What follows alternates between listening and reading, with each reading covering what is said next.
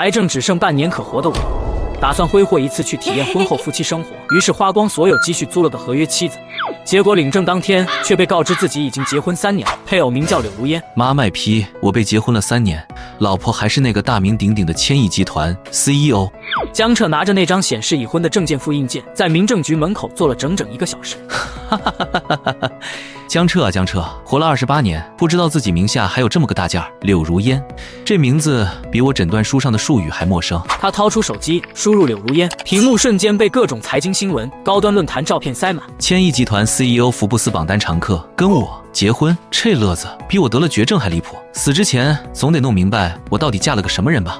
江彻来到柳氏集团的大厦楼下，他要进去找到那个叫柳如烟的女人，问问清楚。先生，没有预约或工牌，不能进入，请离开。我找柳如烟。刘总，你预约了吗？有什么事，我可以先帮您登记。这事你恐怕登记不了，我是她丈夫。先生，这个玩笑并不好笑，没有预约，我不能让您上去。保安先生，请离开。柳如烟，你老公来找你了，结婚3年面都不露，你们柳氏就是这样对待家属的？先生，你再闹事我们就不客气了。怎么，柳如烟敢做不敢认？我这里有证，白纸黑字，民政局盖的章。电梯门打开，柳如烟在几个高管簇拥下走出。怎么回事？刘总，这个人声称是您丈夫在这里闹事。刘总，日理万机啊，结婚3年了也不通知我一声，丧偶式婚姻也得有个期限吧？复印件上结婚证字样和模糊的照片清晰可见，周围高管们表情管理失控。林助理在的，刘总，带他去我办公室。说完，他不再看江彻一眼，转身走向另一侧通道。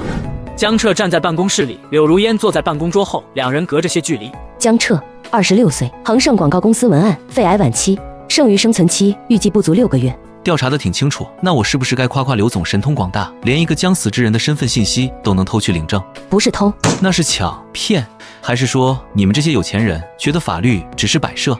这里是1000万，签一份离婚协议，这笔钱足够你享受最后的时间，然后彻底消失。1000万买我闭嘴，买我配合你演完这场莫名其妙的戏，再像个垃圾一样被清理掉。柳如烟，你听好了，我剩下的时间是不多，但还没廉价到用钱就能随便打发。我要的不是钱，那你要什么？真相在我死之前，我必须弄明白，否则什么？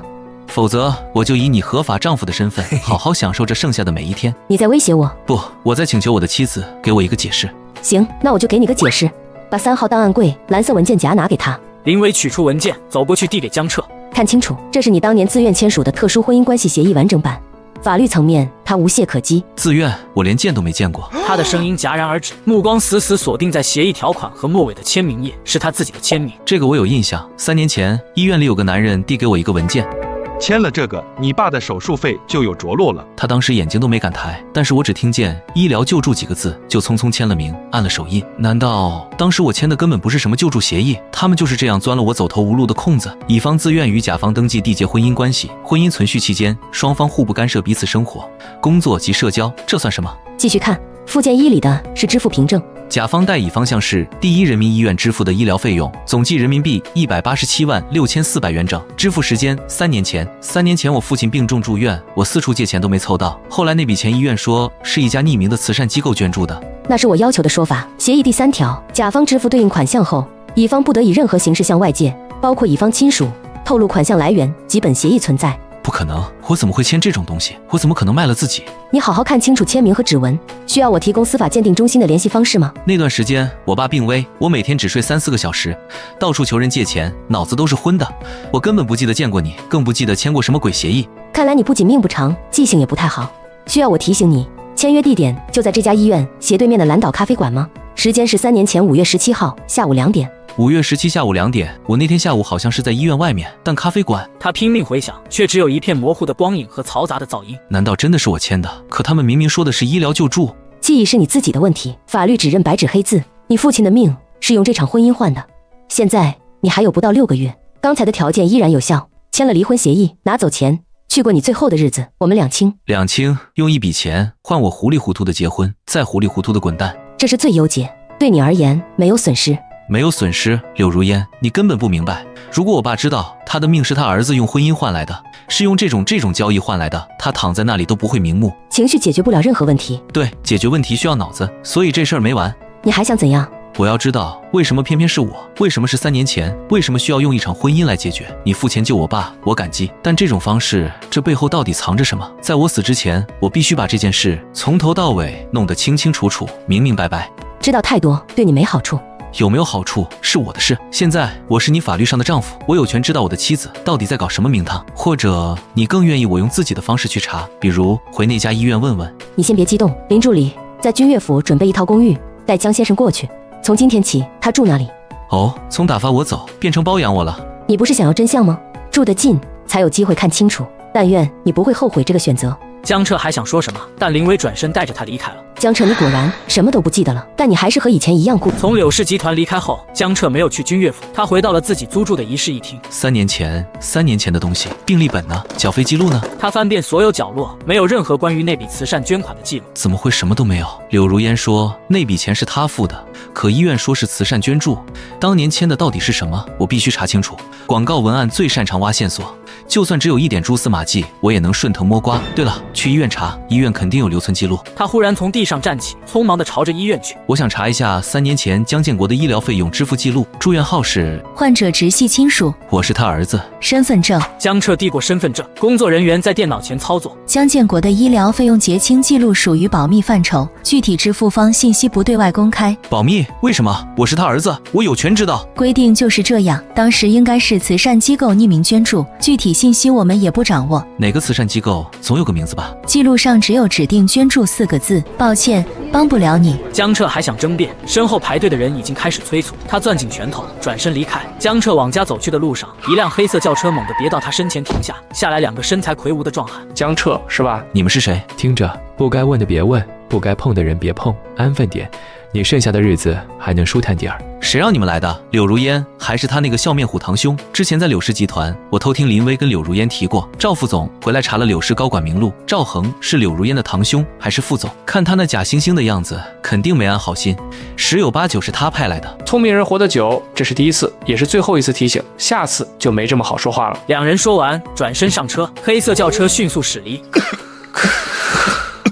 冲着柳如烟来的，拿我当突破口还是灭口？有鬼！果然有鬼！这潭水我趟定了。而另一边毫不知情的柳如烟还在办公室。如烟还没下班，听说今天大堂出了点小插曲，没事吧？小事已经处理了。那个年轻人真是你丈夫？怎么从来没听你提起过？这种来历不明的人突然出现，还闹到公司，对你对集团声誉都不好，需要我帮忙处理吗？不用，我的私事我自己会处理。私事？如烟，你现在是集团的掌舵人，你的婚姻状况从来就不是单纯的私事，万一对方有什么不良企图，或者被媒体挖出来大做文章。他不会。哦，这么肯定？你了解他多少？据我所知，他身患重病，时日无多。这种人最容易走极端，也最容易被利用。赵副总，你的关心过头了。好，是我多事，我只是担心你，毕竟三叔走后，你就是我最亲的人了。赵恒转身离开，笑容在转身瞬间消失，门关上。林助理，查一下江彻现在的位置，还有调取他家附近今晚的监控，立刻。江彻刚回到家，就缩在沙发上，脸色苍白，左胸传来的剧痛一阵强过一阵。该死，偏偏是现在。谁？江先生，是我，刘总的助理林薇，请开门。江彻犹豫片刻，打开门，门外站着林薇和2名穿着黑色西装的男人。怎么，刘总改主意了，打算来硬的？江先生，您今晚7点23分在明华路遭遇危险，对方车牌是套牌，人也没有追踪到。你们监视我？刘总只是确认您的安全，根据判断，对方是冲刘总来的，您是被牵连的目标，您的处境很危险。所以呢？刘总命令，为了您的人身安全，也为了确保合约能够顺利履行至约定期限，请您立刻搬去他的住处，那里有完备的安保系统。命令？他是我的监护人吗？我凭什么听他的？江先生，你有2个选择：一，留在这里，独自面对未知的威胁，对方可能只是警告，也可能下次直接动手。以您目前的健康状况，恐怕连呼救的机会都没有。2，接受刘总的安排，至少在安保严密的住所，您能活着弄清楚你想知道的真相。江彻与林薇对视，剧痛再次袭来。帮江先生收拾必要物品，车在楼下。我没得选，是吧？您做出了明智的决定。江彻靠在车后座，闭着眼，忍受着疼痛。他知道是谁派人的，对不对？刘总会处理。赵恒，江先生，有些事知道不如不知道。我已经在浑水里了。林助理，柳如烟到底为什么要用婚姻这种麻烦的方式？她缺挡箭牌，随便找个手下更听话。她缺男人，以她的条件，排队能绕地球3圈。刘总的决定总有他的理由，这个理由和我爸有关，对吧？林薇没有回答，转回了身。在林薇的护送下，江彻到了柳如烟的家。你的房间在1楼东侧，行李已经放过去了。哇哦，皇宫啊，可惜冷了点。在这里3条规矩：第一，不许上3楼；第二，不许带任何外人回来；第三，不许对任何外人透露我们的关系，以及你住在这里。那我对内人呢？比如你？你的活动范围是1楼公共区域和你的卧室。3餐会有佣人准备，有任何需要告诉林助理。刘总，我们是合法夫妻，分房睡，传出去对你的名誉不太好吧？江彻，我让你住进来，不代表你可以得寸进尺。记住你的身份，也记住我们之间的协议。协议那份我自愿签的卖身契，行，我记着呢。柳如烟不再看他，转身上楼。江彻故意瘫在客厅昂贵的真皮沙发上，他拆开一包薯片，吃的碎屑掉落在沙发和地毯上。江先生，这沙发很难清理的。没事，刘总有钱，脏了再换。傍晚，柳如烟下班回来，他一眼就看到沙发上的江彻。你在干什么？回来了，要不要一起看？这剧挺狗血，适合放松。柳如烟什么也没说，甚至没有多看他一眼，他径直走向楼梯，收拾干净。好的，小姐。凌晨2点，江彻想到楼下倒杯水，看见柳如烟坐在沙发上，手里拿着一张泛黄的旧照片，旁边还散落几份旧文件。那是我爸的照片，还有柳氏老员工的退休名单，上面有个叫陈卫国的司机，备注是老爷子专用。柳如烟和我爸到底是什么关系？刘老爷子又是谁？江彻，你在这里干什么？喝水。你呢？大半夜不睡觉，在这儿怀念我父亲。与你无关，记住你的规矩，不要乱闯。那张照片你从哪儿来的？为什么会有我爸的照片？柳如烟，这绝不是什么狗屁婚姻协议能解释的。你和我爸到底什么关系？出去！回答我！出去！现在！柳如烟站在原地，直到听见江彻关上卧室门的声音，他才放松。深夜，剧烈的疼痛将江彻从昏睡中拽醒。哟，床头柜。柳如烟听到房间里的动静，直接推门进来。江彻，你怎么了？疼。张妈，叫李医生，立刻，马上。江彻，看着我，保持清醒。他在着急，平时这张总是冷冰冰的脸上，此刻竟然只有担忧和恐惧。你也会怕？你先别说话了，留点力气吧。快，帮我把他扶到床上。好的，小姐。经过了一晚上的折腾，江彻已经身体大好了。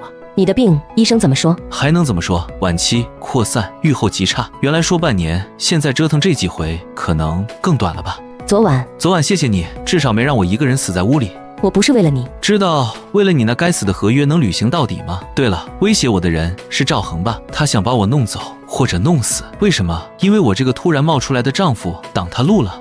你知道多少？猜的，他那张笑脸假得让人恶心。你想对付他，但一直找不到好机会，对吧？与你无关。以前无关，现在他想要我的命就有关了。柳如烟，我们合作。合作？我是你法律上的丈夫，如果我高调一点，出现在公司，在你身边晃悠，宣示一下主权，你说赵恒会不会更坐不住？你想当诱饵？反正要死了，不如拉个垫背的。我不喜欢被人威胁，尤其不喜欢被人当成随手就能捏死的蚂蚁，很危险。比我躺在家里等死危险，还是比被你用支票打发更危险？你为什么要帮我？第一，我要知道他为什么盯上我；第二，帮你就是帮我自己。你倒台了，赵恒下一个灭口的就是我；第三，反正闲着也是闲着。你会出现在公司，但一切听我安排。成交。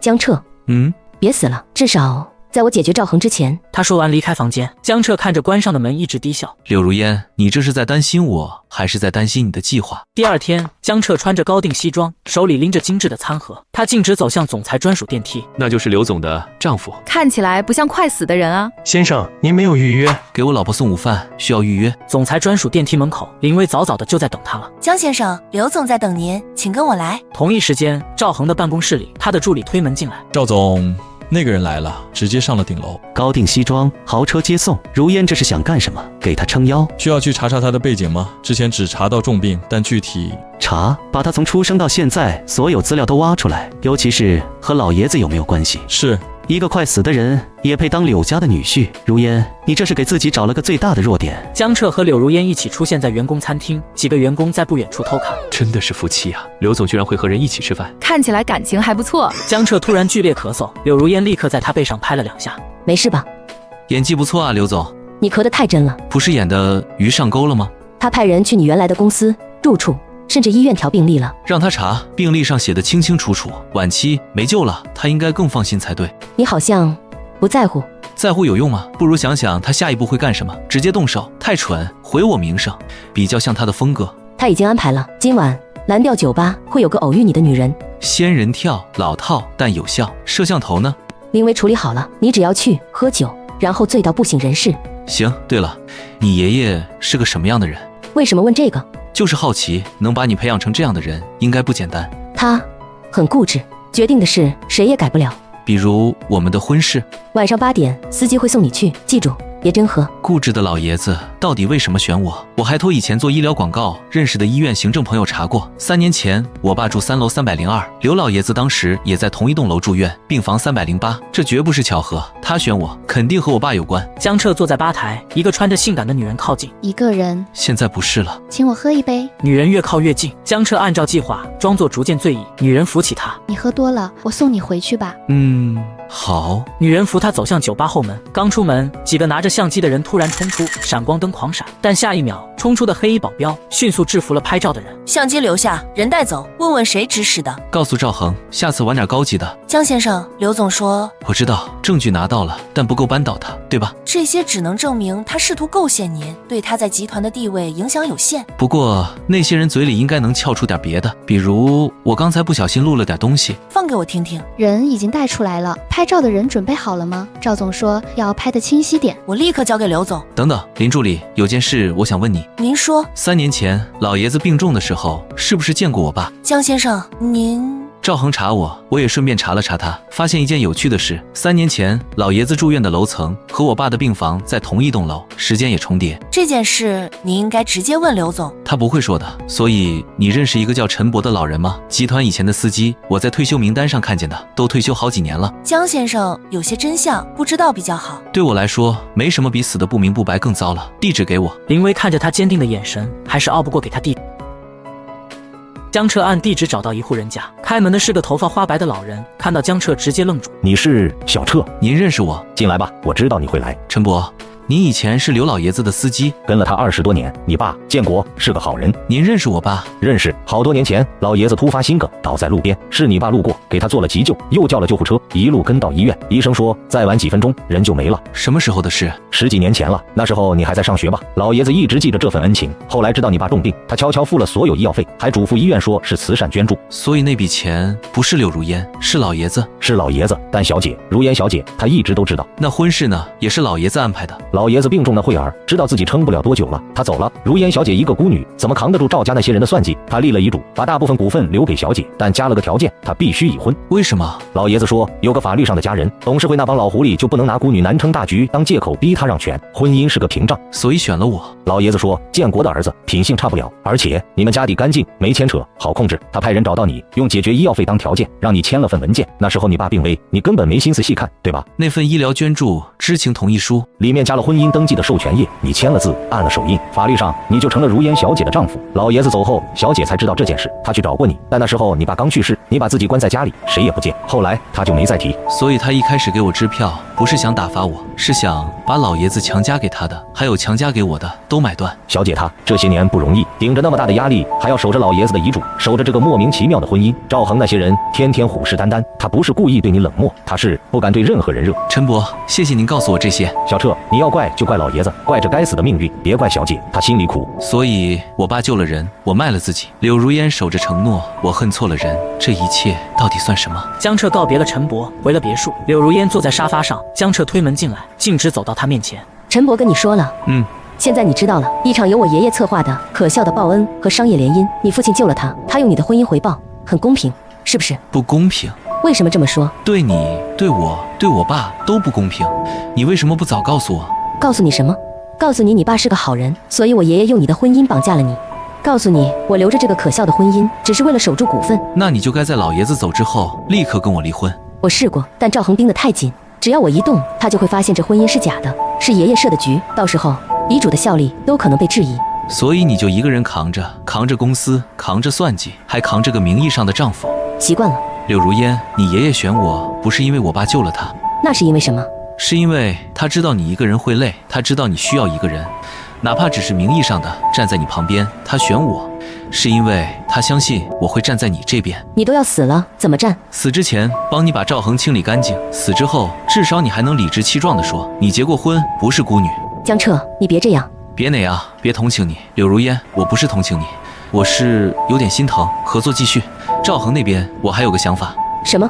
他不是想毁我名声吗？不如我们送他个大礼。江彻拿出手机，调出一份资料。我让林薇查了赵恒经手的几个海外项目。我以前做广告文案时合作过财务分析师朋友，让他帮忙查了资金流向，这里面大有问题。这是挪用公款，转移资产，够他进去蹲几年了。你怎么查到的？一个将死之人动用点以前积累的人脉，不过分吧？不过得尽快，我怕我等不了太久。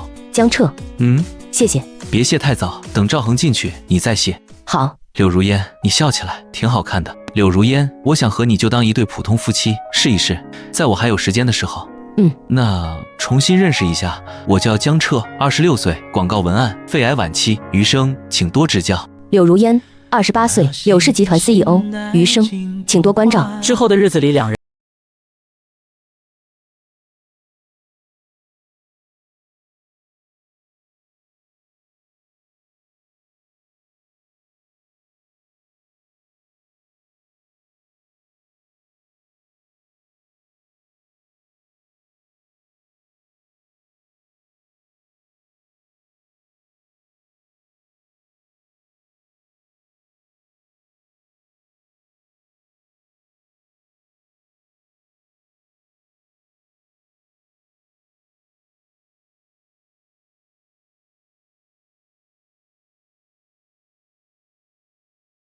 不过他是真担心，你是怕我死了，计划失败。都有。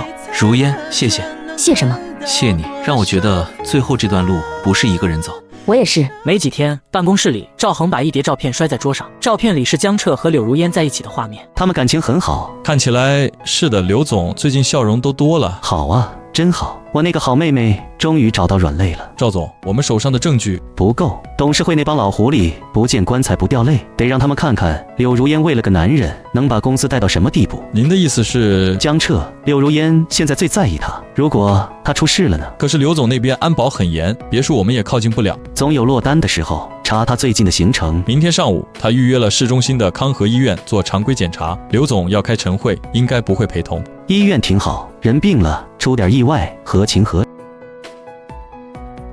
江彻从医院大楼走出来，他低头看手机，给柳如烟发消息：检查做完了，一切正常，对于晚期患者来说的正常。李医生又给我加了一种止痛药。你会议结束了吗？突然一辆车停下，车门打开，两个男人下车，一左一右架住他，塞进车里。你们搞定，这次活也太好干了，竟然是个病秧子。可说呢，一碰就倒了。哥，咱赶快回去拿钱吧。没一会儿，会议室里柳如烟手机响起，是陌生号码。哪位？我江彻吗？江彻，你在哪儿？如烟，是我。赵恒，江彻呢？他不太舒服，可能是病发了，需要我送他去医院吗？你想怎么样？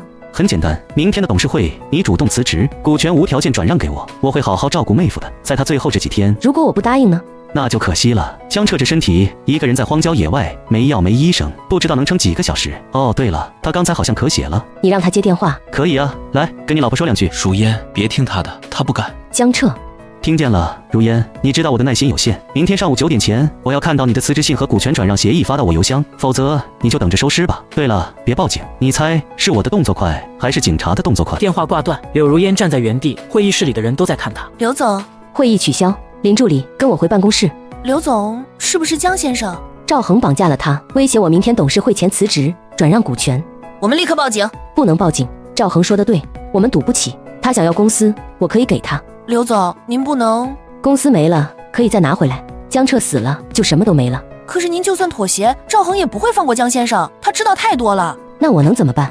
林薇，我看着他被那些人，我听着他咳血，我不能让他死。手机又响了，是一条来自江彻号码的短信。如烟，别管我，别妥协。赵恒的证据在我书桌左边抽屉夹层，扳倒他，活下去。江彻，你这个笨蛋。林薇，去我家。江彻的房间，书桌左边抽屉夹层，把所有东西拿来。是。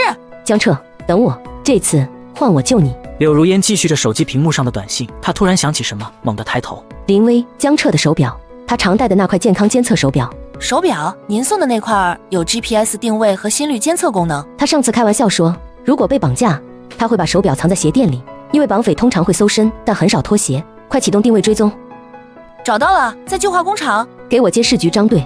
张队，我是柳如烟，我丈夫江彻被绑架，位置已锁定，请求紧急支援。嫌疑人持有武器，且我丈夫身患重病，情况危急。收到，刘总，请保持冷静，我们需要您配合，尽可能拖延时间，保障人质安全。我明白，绑匪要求我明天9点前签署辞职和股权转让文件，我会假装同意，带文件去指定地点。我们会提前布控，请务必佩戴我们提供的通讯设备，一切以人质安全为首要。准备股权转让协议，要看起来像真的。刘总，这太危险了。没有别的选择，江彻在等我。确认目标建筑为3号仓库，热成像显示内有5人，人质在中央位置，坐姿因被束缚。狙击手已就位，柳如烟的车到了。远处一辆黑色轿车驶来，柳如烟和林威下车，林威提着公文包。刘总，按计划进行，我们的人已包围仓库，一旦人质安全距离拉开，我们会行动。好。仓库内，江彻被绑在中央的椅子上，头低着，像是昏过去了。赵恒和2名手下站在一旁，门被推开，柳如烟走进来。准时，我的好妹妹果然重情重义。文件我带来了，放了他。别急啊，先让我看看诚意。林伟取出文件递给赵恒，像那么回事儿，签字吧。你先放人。你觉得你有资格谈条件？妹夫，醒醒，你老婆来救你了。江彻，如烟，别签，轮不到你说话。住手，我签。他接过递来的笔，走到一旁，翻开文件。江彻，坚持住定位信号稳定，警方就在外面，再等一下。早这么听话多好，你说你为了个快死的男人值得吗？江彻，搞什么？老板，他好像不行了。妈的，别装死！赵恒刚蹲下身的瞬间，江彻借着倒地的姿势，狠狠踹在赵恒小腿上。你里面的人听着，你们已被包围，立刻释放人质，放下武器。老板，有警察！我死也要拉你垫背！不要！赵恒直接倒下，特警迅速制服所有人。柳如烟冲过去，扑到江彻身边。江彻，你怎么样？别吓我！你看，我也不是完全没用吧？医生，快叫医生，救救他！刘总，喝点水吧，江先生会没事的。赵恒呢？已被正式拘留，他手下都交代了，加上我们之前收集的证据，足够判他10年以上。董事会那边收到消息，几位元老已经表态，全力支持您。这些都不重要了。抢救室门打开，医生走出来。医生，他怎么样？抢救过来了，但刘总，您最好有心理准备，病人的癌细胞已经广泛扩散，这次又遭受绑架惊吓和身体折磨，脏器功能严重衰竭，他剩下的时间不多了。还有多久？可能不到1个月，我们建议住院进行姑息治疗，减轻痛苦。我知道了，谢谢。江彻睁开眼，柳如烟趴在床边。你醒了，感觉怎么样？疼不疼？要不要叫医生？你问题真多。赵恒呢？抓起来了，证据确凿，他完了。那太好了，我死也瞑目了。别胡说。医生跟你说了吧，我还能活多久？1个月还是几周？医生说好好治疗，也许……如烟，我们回家吧，我不想死在这里。可是医院……在医院也是等死，我想回家，回我们的家。好，我们回家。如烟，帮我拿张纸和笔。要写什么？愿望清单。愿望？死之前想跟你一起做的事：第1，一起看一场日出；第2，去我爸妈墓前看看，告诉他们我娶了个特别厉害的老婆；第3，教你做一道菜，你厨房杀手的名声我得帮你证明。谁说的？张妈偷偷告诉我的。第4，拍一张真正的婚纱照，我们连张合照都没有。好。第5，去一次海边，我好久没看海了。还有呢？第6，陪你过一天最普通的夫妻生活，买菜、做饭、散步、看电视。好，我们都去，一件一件，全都做。公司怎么办？我休假了，无限期，林威和陈董他们会处理好。为了我，不值得。值得。江彻，遇见你是我这3年，不是我这辈子最不后悔的事。那柳如烟女士，余生最后这段路，请多指教了。柳如烟推着轮椅上的江彻站在观景台。冷吗？不冷。